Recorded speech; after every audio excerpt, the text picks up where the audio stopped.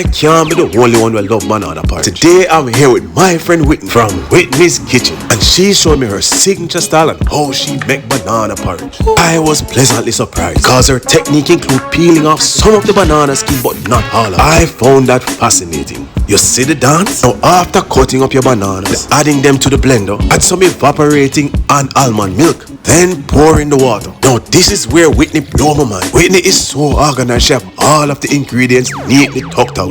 I would have probably have some bush in our corner, but everything was at my fingertips. Now the first step was to add a little salt, and I was a little timid with that. Drop in a little cinnamon powder and the tubes and nutmeg, some vanilla and almond extract, then blend it all together. Now Whitney did already have the pot up boiled with some cinnamon, and she add a little tubes of salt to that, and then I had the privilege of throwing it all in. You see my face? Boy, you should have smelled it. It smelled so good.